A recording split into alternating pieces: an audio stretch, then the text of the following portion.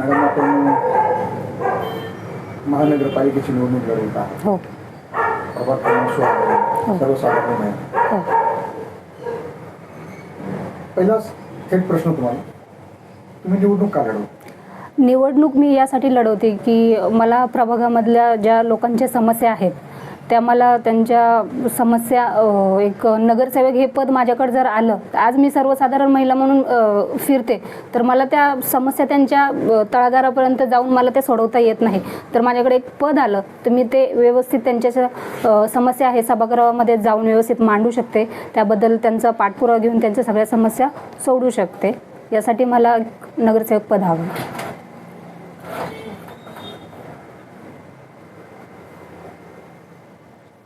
समस्या सोडवण्यासाठी तुम्हाला सभागृहामध्ये जायचं. हो. मग काय समस्या आहेत तुमच्या प्रभागामध्ये, काय समस्या आहेत?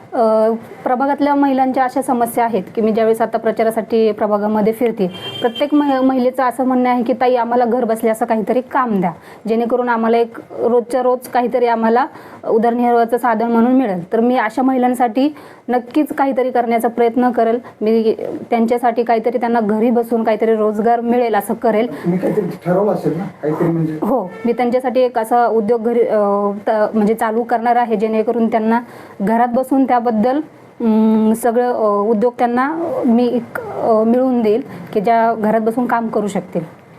तुमच्या पुढे आता वेगवेगळ्या पक्षांचे उमेदवार आहेत, बलाढ्य आहेत, प्रतिस्पर्धी खूप स्ट्रॉंग आहेत. मग ह्या एवढ्या लोकांच्या पुढे तुमचा निभाव लागेल? हो, नक्कीच लागेल. कारण आपल्याला फक्त जनतेशी कनेक्ट असणं खूप महत्त्वाचं आहे. पैसा असणे किंवा खूप मोठं नाव असणे, कोणता तरी टॅग असणं हे महत्त्वाचं नाही.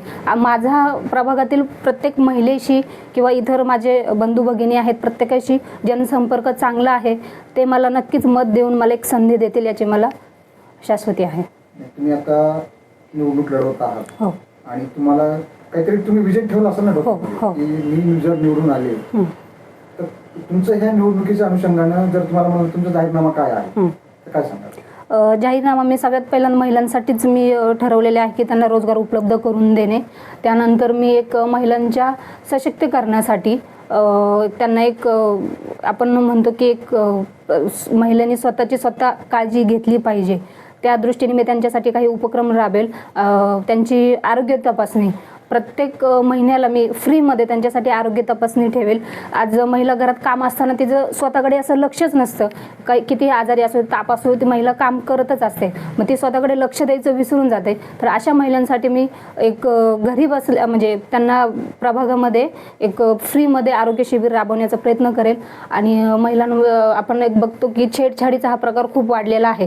तर प्रत्येक चौकामध्ये CCTV लावून महिलांच्या आपण म्हणू शकतो की त्यांच्या संरक्षणासाठी मी हा एक उपक्रम राबवणार.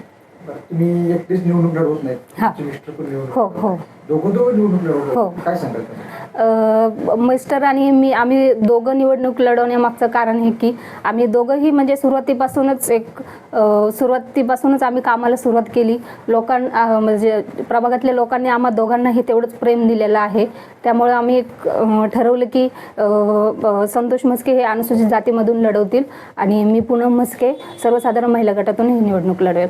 आता तुम्ही निवडणूक लढवत आहात, जिंकून येण्यासाठी निवडणूक लढवत आहात. हो. बरोबर. हो. आणि जिंकून येण्यासाठी तुम्हाला मतं पाहिजे. हो. मतं मिळवण्यासाठी आता तुम्ही मतदारांना काय आवाहन कराल? मी मतदारांना एवढंच आवाहन करेल की आमच्या दोघांचाही नवीन चेहरा आहे. तर आम्हाला एकदा संधी द्या. तुम्ही दिलेल्या संधीचं सोनं आम्ही नक्कीच करू.